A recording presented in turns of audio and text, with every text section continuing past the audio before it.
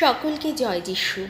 আজকে আমরা শুনব মে মাসকে কেন মাতা মেরির মাস বলা হয়। এক, ঐতিহাসিক পটভূমি। মে মাসে মেরির প্রতি উৎসর্গ করার প্রথাটি ১৩০০ শতাব্দীতে ইউরোপে শুরু হয়। বিশেষ করে ক্যাথলিক চার্চের বিভিন্ন গোষ্ঠী এই মাসে মেরির প্রতি ভক্তি প্রদর্শন করতে শুরু করেন। ১৩০০ শতাব্দী মেরির সম্মানে মে মাসে গান, প্রার্থনা ও ফুল উৎসর্গ করা হতো। ১৮০০ শতাব্দীতে ইটালির জেসুইট ধর্মযাজকরা মে মাসকে পুরোপুরি মেরির জন্য উৎসর্গিত করার ব্যবস্থা শুরু করেন। তারা ছাত্রদের মাধ্যমে প্রতিদিন একটি বিশেষ কাজ করতে বলতেন, যা মেরির প্রতি ভক্তির প্রকাশ হতো। ১৯০০ শতাব্দী ইউরোপ ও আমেরিকার বিভিন্ন দেশে ক্যাথলিক চার্চে এই প্রথা আনুষ্ঠানিকভাবে গৃহীত হয়। ২, কেন এটি মে মাসেই করা হয়? মে মাস হল বসন্তের মধ্যভাগ, যখন ফুল ফোটে, গাছপালা সবুজ হয়। প্রকৃতির এই সৌন্দর্য মেরির নিষ্কলঙ্কতা ও মাতৃত্বের প্রতীক হিসেবে বিবেচিত হয়। গ্রিক ও রোমান যুগেও মে মাস নারীত্ব, উর্বরতা ও মাতৃত্বের প্রতীক হিসেবে দেখা হতো। ক্যাথলিক বিশ্বাসে সেই চিন্তাকে আধ্যাত্মিক রূপ দিয়ে মা মেরির সঙ্গে যুক্ত করা হয়েছে। ৩, ধর্মতত্ত্ব ও আধ্যাত্মিক ব্যাখ্যা। মা মেরি হচ্ছেন ঈশ্বরের মা, যিনি তাঁর জীবনের প্রতিটি মুহূর্ত ঈশ্বরের ইচ্ছার সঙ্গে একাত্ম করে কাটিয়েছেন। তিনি বিশ্বাস, বিনয় ও প্রেমের প্রতিমূর্তি। মে মাসে প্রতিদিন মালা প্রার্থনা, লোরেটানির লিটানি, বেদির সামনে ফুল দেওয়া, বিশেষ গান যেমন ব্রিং ফ্লাওয়ার্স অফ দ্য রোরেস্ট এবং ছোট প্রভাতী বা সন্ধ্যার ডিভোশনস আয়োজিত হয়। সবই তাঁর প্রতি ভালোবাসা প্রকাশের মাধ্যম। ৪, মে ডিভোশনসের সাধারণ কার্যক্রম। মালা প্রার্থনা, মেরির বিভিন্ন গুণাবলী স্তোত্র, মেরির মূর্তি বা ছবির সামনে ফুল অর্পণ, মেরির গান গাওয়া এবং ক্রোনিং অফ মেরি অনুষ্ঠান, যেখানে মেরির মূর্তির মাথায় মালা বা মুকুট পরানো হয়। ৫, পোপেদের মন্তব্য ও উৎসাহ। পোপ পায়াস সপ্তম এবং পোপ পায়াস নবম মে মাসে মাতা মেরির প্রতি ভক্তি প্রদর্শনকে উৎসাহ দেন।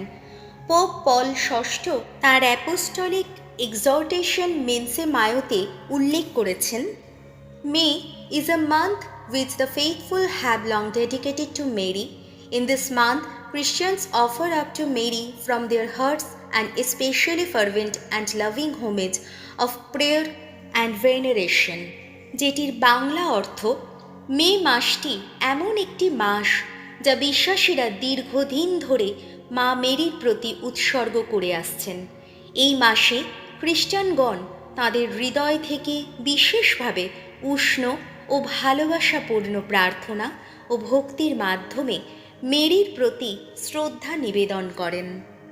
৬, আধ্যাত্মিক গুরুত্ব আমাদের জীবনে।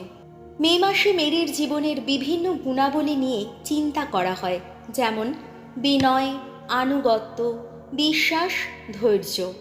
তিনি আমাদের কাছে একজন আদর্শ মা, যিনি আমাদের যিশুর কাছে নিয়ে যান।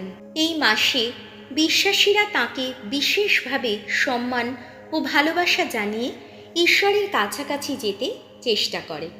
এই মে মাসে মা মেরির প্রতি ভক্তি ও ভালোবাসা নিবেদনের জন্য সুন্দর, সহজ এবং প্রার্থনামূলক কিছু পদ্ধতি জানানো হলো, যা আমরা প্রতিদিন সকালে বা সন্ধ্যায় করতে পারি। তা হলো: ১, রোজারি মালা প্রার্থনা। ২, বাইবেল থেকে যে কোনো একটি পদ পাঠ করা। ৩, যে অংশটি আমরা পাঠ করলাম সেই অংশটি নিয়ে ধ্যান করা এবং সেই ধ্যান অবশ্যই মেরির যে কোনো একটি গুণ নিয়ে করতে হবে। ৪, একটি সংক্ষিপ্ত প্রার্থনা এবং সব শেষে তাকে ধন্যবাদ জানিয়ে তার প্রতি ভালোবাসা জ্ঞাপন করে একটি গান করা। এভাবেই আমরা এই মে মাসে তার প্রতি শ্রদ্ধা, ভালোবাসা জানিয়ে প্রার্থনা করতে পারি। আমি প্রতিদিনই একটি করে বাইবেলের পদ এবং তার রিফ্লেকশন আর ছোট প্রার্থনা অডিও হিসেবে আমি আমার চ্যানেল থেকে পোস্ট করব।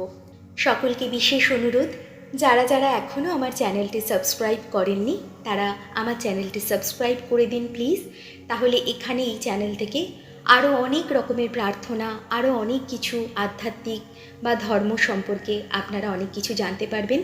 এবার খুব শিগগিরই আমি এখানে একদম শুরু থেকে আমাদের খ্রিস্টীয় ধর্মে যা কিছু প্রার্থনা আছে আমি দেওয়া শুরু করব।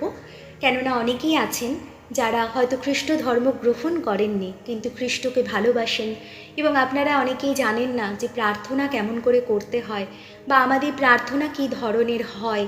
সেই সমস্ত কিছুর জন্য শুধুমাত্র খ্রিস্টীয় ভাই বোন নয়, অখ্রিস্টীয় ভাই বোন যারা আছেন খ্রিস্টকে ভালোবাসেন তাদের জন্য আমার এই চ্যানেলটি।